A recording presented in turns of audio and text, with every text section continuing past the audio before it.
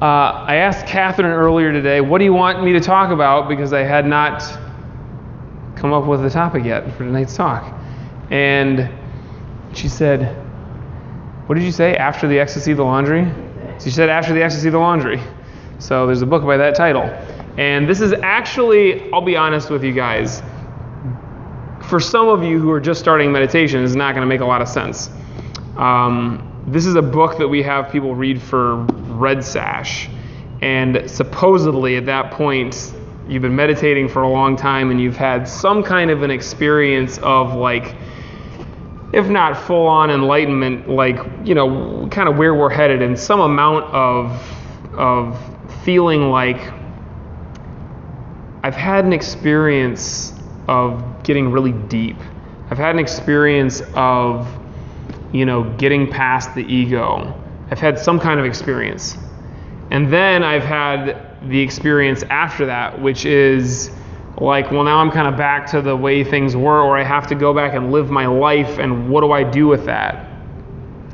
And I really like this idea, and I am not enlightened. I mean, I like to think of enlightenment as being on like a scale, and it's like maybe even a sliding scale. So like for me, I'm really enlightened, but on the scale of things, I'm not. But I'm more enlightened than I was before I started meditation, certainly, and I'm more enlightened than I was a couple of years ago. But I have had experiences where I have gotten, you know, really deep in a meditation, or I have, you know, been in a place in life, whether it's over a period of days or weeks or just minutes, where like I feel much more connected and much more, you know, in the realm of practice and experiencing the oneness and all of that. And then I have times where I come back out of it and it's like, this is not the way that I want to be. So this is a wonderful book. You should read it, and if you stick around long enough, you're going to have to read it. But I want to read a few things from it and then give my commentary. So early on in this book, this is by Jack Kornfield, and he interviewed a lot of people who've been meditating for decades. And one of the people gave this story. This was a Zen practitioner. The week-long meditation of a Zen session was always very intense for me. I would feel a deep emotional release, and strong memories would come up as if I were in a birth process. Strong pains and physical catharsis. These would carry over for weeks when I went back home.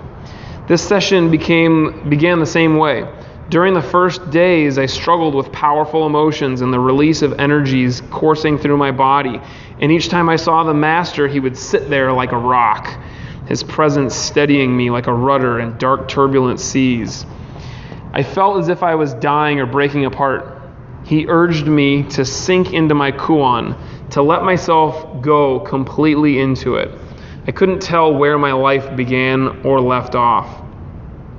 Then a surprising sweetness began to seep in. I saw 3 young birch trees out the window, and they were like my family. I could feel myself go and stroke their smooth bark, and I became the tree touching myself, my meditation filled with light. I'd felt bliss before, big waves of it on some retreats after my body pains opened up, but this was different. All struggle stopped, and my mind became luminous, radiant, vast as the sky, and filled with a most delicious scent of freedom, of awakening. I felt like the Buddha, sitting effortlessly hour after hour, held and protected by the whole universe. I lived in a world of unending peace and unspeakable joy. The great truths of life were so clear, the way grasping is the cause of suffering, that by following the small sense of self, this false ego, we run around like the petty landlord, squabbling over nothing.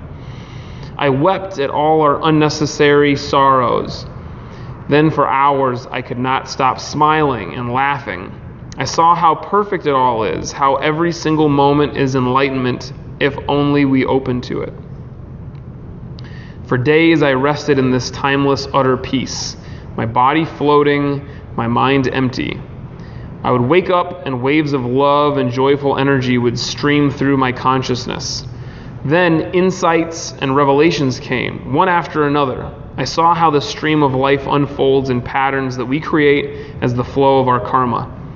I saw the whole idea of spiritual renunciation as a kind of joke, trying to make oneself let go of ordinary life and pleasures. In fact, nirvana is so open and joyful, is so much more than any of the small pleasures we grasp after. You don't renounce the world, you gain the world. And then he goes on to describe what happened after that. So that's all wonderful. But then, some months after all this ecstasy came a depression, along with some significant betrayals in my work. I had continuing trouble with my children and family too. Oh, my teaching was fine. I could give inspired lectures. But if you talk to my wife, she'll tell you that as the time passed, I became grouchy and as impatient as ever. I knew that this great spiritual vision was the truth, and it was there underneath. But I also recognized how many things didn't change at all.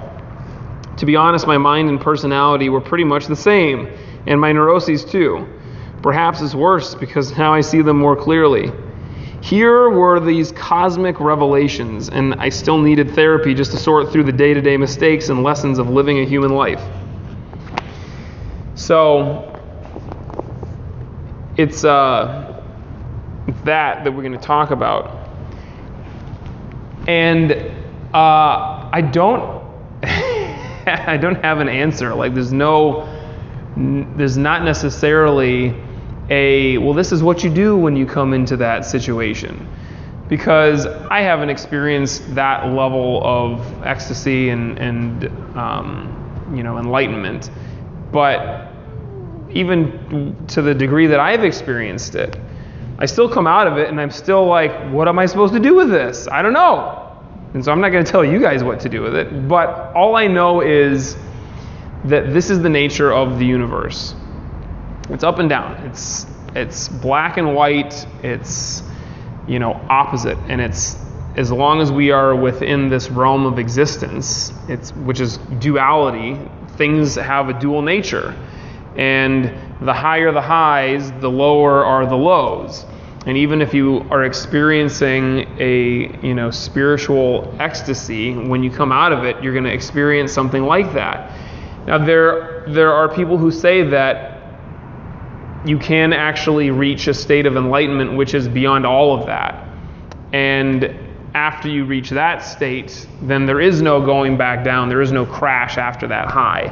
And I like to believe that. And I think that the problem is people get through some of this before they get there, and they give up. And they're like, well, this is just the way that it is. And maybe we become complacent. And you have to go through acceptance. You have to accept that this is the nature of our practice. You're going to have a really great meditation, and you're going to, your alarm's going to go off, or I'm going to ring the bell, and you're going to open your eyes, and you're going to be like, oh, I just wanted to stay there. And then you're going to go get into your car, and somebody's blowing up your phone, or you turn on the radio, and you hear what kind of nonsense Trump did today, or whatever, and it's like, I'm back in it. And, life will be there waiting for us. There is no real escape. And that's part of why a lot of people like to go and just I'm going to live on a mountain, or I'm going to live in a monastery. I'm going to give up everything. I'm not going to even talk. And I understand why. It's because as long as we live in this world, there are these forces that are constantly trying to bog us down, and in our spiritual practice, it becomes even more obvious. There's another passage in this book where some great master says, if you took the greatest spiritual masters of all the monasteries in the world and you made them, take a 9-to-5 job and have to pay bills and have a family to take care of, they would not be the same person. it's tough. C.F. Brown used to say we have to live in the world but not of the world. And I really love that distinction, because if we live in the world, we can still control our internal environment, and we can still have as much of a spiritual life and as much of a deep connection to whatever it is that's beyond all of this as we can muster. But if we live of the world and we're constantly concerning ourselves with all of the little things, all of the pettiness, it's impossible to hold on to this. You won't hold on to it for weeks or months. You're not going to hold on to it for a minute. You won't hold on to it for a second. Your eyes will open after meditation and you're like, oh, here I am. And I'm about to get in my car, and I'm about to have to go cook dinner, or I'm about to have to go home and, whatever there is that is to be done next. But, on some level, it's about frequency. If we're meditating often, and we are able to think about the things that we want to think about as often and as deeply as possible, that's going to be helpful. If we, compartmentalize our lives, and we're like, well, when I'm in this place, the dojo, or church or temple or wherever it is we go, here I'm all high and pious and righteous, and then when I leave, now I'm just the same that I was beforehand. That's no good. You want the world to be your dojo. You want the world to be your temple, and that's all about your internal environment. This is the thing that you get to take with you wherever you go. And until you hit that last enlightenment, it's still going to creep back in. And so what do you do with that? Do you give up? Do you just say to yourself, this is it. I guess I'm just going to be a regular human being, and life is just going to suck. And then I'll get to meditate. It'll be nice for a few minutes or an hour or whatever. And when I'm at the dojo, it's nice because I don't have to think about all that stuff, but then I leave and it's just right back to the slog. You can make that choice, but that's different from accepting where you are and who you are and what life is. That's being complacent. Acceptance is more like, this is where I want to go, and I know that I have to pass through a bunch of crap to get there, and I know that I have to pass through this to get there, but I'm going to keep doing it. And you have an experience like this and you say that's normal, and that is just a part of the journey, and that's where I'm going to go. I'm going to read a little bit more of this, the beginning of this book, because this is as close to a fix for this as you're going to get. And let's see if you understand it. So this beginning of the book is called An Opening Bow. When I found myself becoming a Buddhist monk in a forest monastery of Thailand over 30 years ago, I had to learn how to bow. It was awkward at first. Each time we entered the meditation hall, we would drop to our knees and 3 times respectfully place our head between our palms on the stone floor. It was a practice of reverence and mindfulness, a way of honoring with a bodily gesture our commitment to the monk's path of simplicity, of compassion and awareness. We would bow in the same way each time we took our seat for training with the master.